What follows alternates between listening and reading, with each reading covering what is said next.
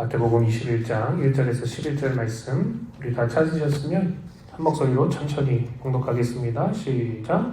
그들이 예루살렘에 가까이 가서 감난산 벳박에 이르렀을 때 예수께서 두 제자를 보내시며 이르시되 너희는 맞은편 마을로 가라.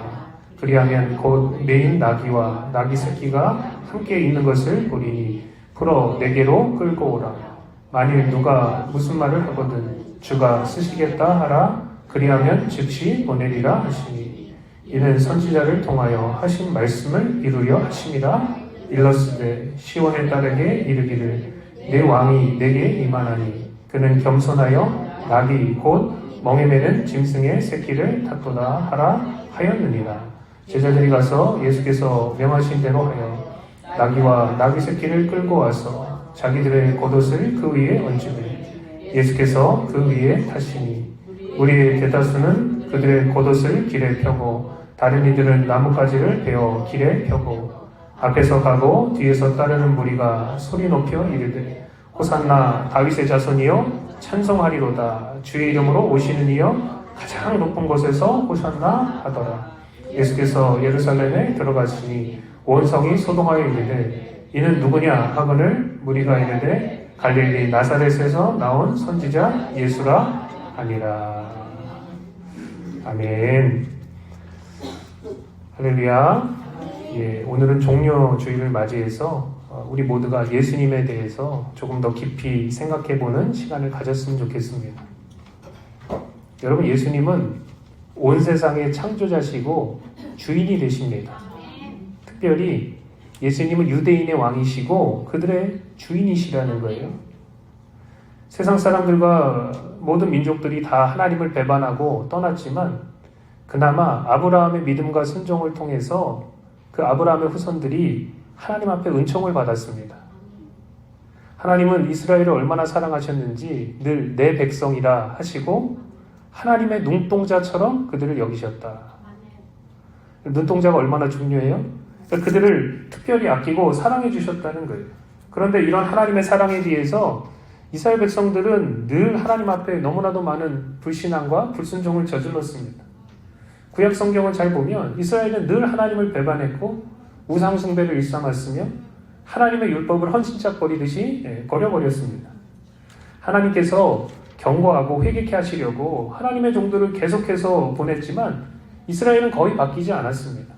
오히려 하나님의 종들을 괴롭히고 욕보이고 죽이기까지 했다는 거예요. 예수님이 이런 상황에 대해서 다음과 같은 비유로 설명해 주셨어요. 마태복음 21장 33절부터 보면 이런 말씀이 나옵니다. 다른 한 비유를 들으라. 한 집주인이 포도원을 만들어 산 울타리를 두르고 거기에 집자는 틀을 만들고 망대를 짓고 농부들에게 새로 주고 타국에 갔더니 열매 거둘 때가 가까우매 그 열매를 받으려고 자기의 종들을 농부들에게 보내니 농부들이 종들을 잡아 하나는 심히 때리고 하나는 죽이고 하나는 돌로 쳤거늘 다시 다른 종들을 처음보다 많이 보내니 그들에게도 그같이 하였느니라. 이렇게 나와 있습니다. 이게 이스라엘 백성들이 하나님 앞에 저지른 일들이에요. 하나님께서 하나님의 종들을 선지자들을 계속해서 보내서 하나님이 주인이시다. 하나님이 모든 것 되신다. 그걸 알려주려고 했는데 그들이 그것을 거부했다는 거죠. 주인을 인정하지 않고 계속해서 반역한 것입니다. 37절에 그 주인이 뭐라고 얘기하냐. 후에 자기 아들을 보내며 이르되 그들이 내 아들은 존대하리라 하였더니 예수님은 여러분 하나님의 아들이시고 또한 주인이자 왕으로 자기 땅, 자기 백성에게 찾아오셨습니다. 그런데 어떤 일이 발생했는가? 38절을 보니까 이렇게 나와 있어요.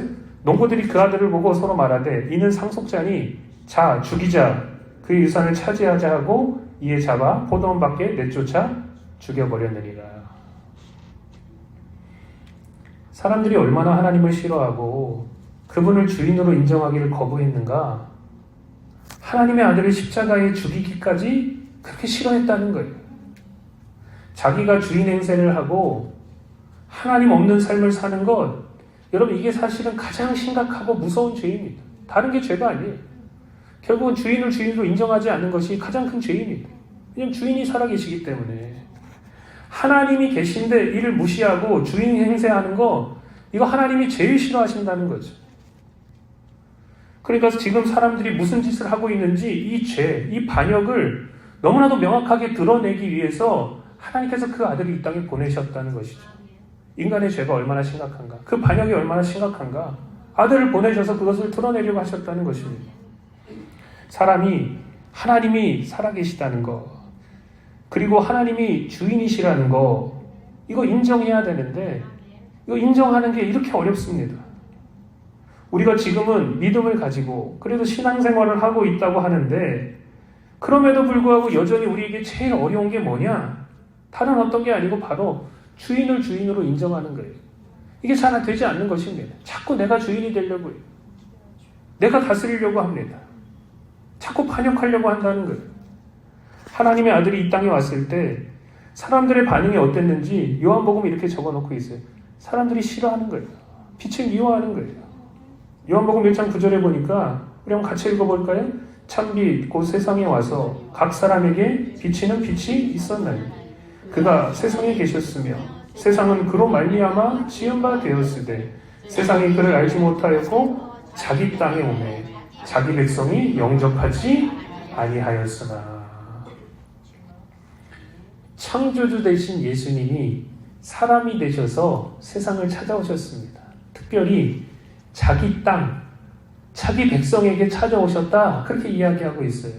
그런데 세상이 그를 알아차리지 못하는 거예요. 이것이 너무나도 중요하기 때문에 메시아의 찾아오심을 계속해서 말씀하시고 강조하시고 예언하고 또 예언하였음에도 불구하고 자기 땅, 자기 백성에게 왔는데도 불구하고 사람들이 영접하지 않았다는 거죠. 오히려 배척하고 미워하고 괴롭히고 십자가에 못 박아 죽여버렸다는 것입니다. 예수님은 자신이 하나님의 아들이시고 메시아 되심을 너무나도 명확하게 증언하셨어요. 어렵게 이야기하지 않았습니다. 놀라운 이사와 기적을 통해서 자신의 증언이 참됨을 증명하셨다는 거예요. 창조주요, 하나님의 아들이요, 구약에 예언된 메시아가 찾아왔을 때 사람들에게 있어서 가장 중요한 게 무엇일까요? 뭘 해야 될까요? 뭐 누가 그분에게 더 잘하냐? 이게 문제가 아니고 너무 믿고 영접하는 사람이 없으니까 믿고 영접하는 것이 가장 중요한 일이었다는 거예요. 주인을 인정하고 그것을 믿고 그분을 받아들이고 영접하는 거, 그런 사람들이 없었기 때문에. 그래서 여러분, 구원은 누구에게 오냐? 다른 사람에게 오는 게 아닙니다. 영접하는 사람에게 오는 거예요. 그래서 요한복음 1장 12절에 보니까 영접하는 자, 곧 그 이름을 믿는 자들에게는 하나님의 자녀가 되는 권세를 주셨으니, 그러니까 하나님의 아들을, 진짜 왕을 영접한다는 것이, 기쁘게 맞아들인다는 것이 얼마나 중요한 태도인지를 우리에게 가르쳐주고 있다는 거죠. 이 말씀은 여러분 기독교의 핵심 진리를 드러내는 것입니다. 다른 거 하는 거 아니라 진짜 주인, 진짜 왕을 영접하고 믿고 맞아들여라, 이렇게 우리에게 강조하고 있는 것이죠. 예수님은 오늘 본문 말씀에서 예루살렘을 입성하는 세레모니를 하십니다. 그분이 왕이시죠? 자기 땅, 자기 백성에게 오신 것입니다. 그런데 너무나 우스꽝스러운 모습으로 세레모니를 하고 계세요. 뭐 코끼리를 탄 것도 아니고. 코끼리 타보셨어요? 저는 태국에 한번 군목 시절에 여행을 갔다가 코끼리 타봤는데 뭐 너무 무섭더라고요. 너무 높이 올라가고. 근데 타보니까 재밌더라고요. 뭐가 된 것 같아요. 야, 내가 코끼리를 타다니. 뭐 코끼리를 탄 것도 아니고, 뭐 낙타를 탄 것도 아니고, 말을 탄 것도 아니고, 보통은 왕들이 아주 멋진 말 같은 걸 타지 않습니까? 그런데 짐을 싣는 나귀, 그것도 나귀의 새끼를 타시고 예루살렘으로 입성하는 세레모니를 하셨다는 거예요. 이 모습을 이미 구약 성경 스가랴가 예언하고 있습니다. 오늘 본문 말씀 4절 5절을 보세요. 여기 보면 이렇게 나와 있죠. 이는 선지자를 통하여 하신 말씀을 이루려 하심이라. 일러스되 시온의 딸에게 이르기를 내 왕이 내게 임하나니 그는 겸손하여 나귀 곧 멍에 매는 짐승의 새끼를 탔도다 하라 하였느니라. 이렇게 이야기하고 있습니다. 여러분 한번 생각해 보세요. 이 세상에 어떤 왕이 자기의 나라, 자기 백성, 자기의 도성에 입성을 하는데 그것도 나귀, 그것 더 나아가서 나귀 새끼를 탑니까? 이 세상 왕은 절대로 장단이라고 해도 나귀 새끼를 타지 않아요.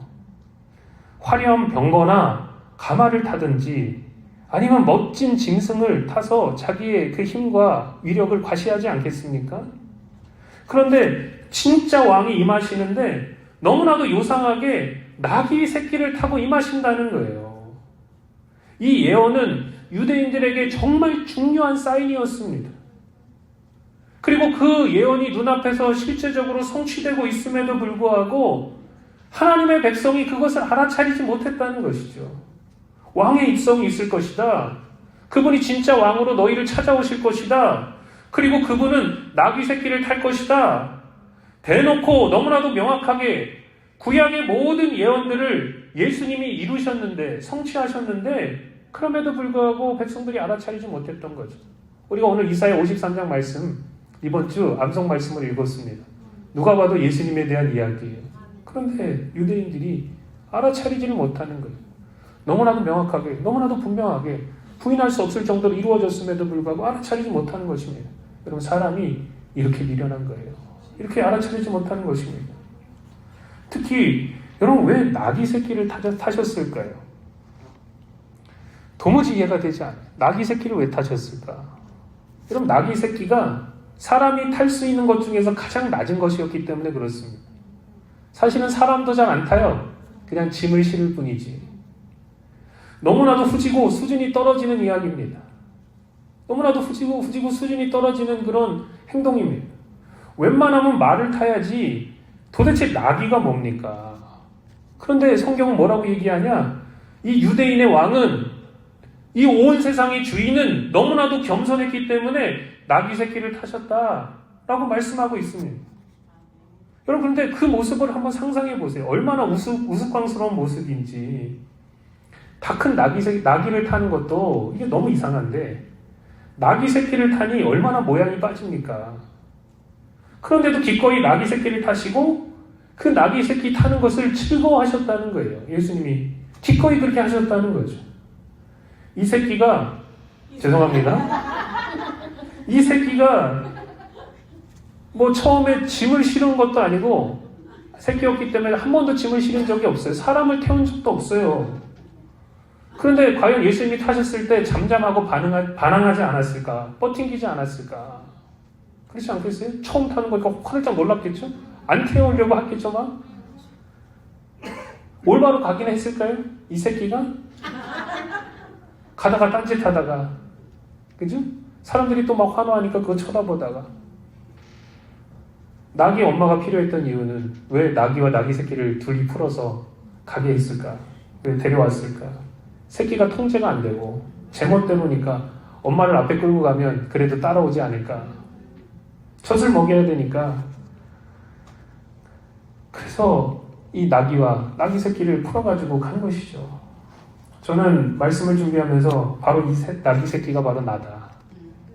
네? 그렇게 생각했습니다. 참된 왕과는 전혀 어울리지 않은 존재인데 그럼에도 불구하고 쓰시려고 하시고 기쁨으로 그것을 타시려고 하시니 얼마나 은혜요, 영광인지 모릅니다. 그분이 겸손하시다는 것이 얼마나 놀라운 축복인지요. 어쨌든 예수님을 왕이라고 하기에는 너무나도 우스꽝스럽고 또 가난하고, 도대체 나귀를 타는 이유가 뭐야?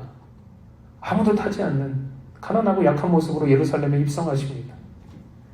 그런데 놀라운 것은 우스꽝스러운 세레머니에 비해서 백성들의 반응이 열광적이었다는 거예요. 여러분 7절부터 9절까지 오늘 말씀을 보세요. 7절부터 9절까지 보면 이렇게 나와 있습니다. 나귀와 나귀 새끼를 끌고 와서 자기들의 겉옷을 그 위에 얹으며 예수께서 그 위에 타시니 무리의 대다수는 그들의 겉옷을 길에 펴고 다른 이들은 나뭇가지를 베어 길에 펴고, 종려나뭇가지죠. 앞으로 가고 뒤에서 따르는 무리가 소리 높여 이르되 호산나 다윗의 자손이여 찬송하리로다 주님의 이름으로 오시는 이여 가장 높은 곳에서 호산나 하소라, 이렇게 이야기하고 있습니다. 이 우스꽝스러운 세레머니에 이렇게 백성들이 열광하고 영접한다는 게 너무나도 대단한 일이죠. 호산나라는 뜻은 뭐냐? 우리를 구원하소서라는 뜻입니다. 넘겨주세요. 다음 넘겨주세요.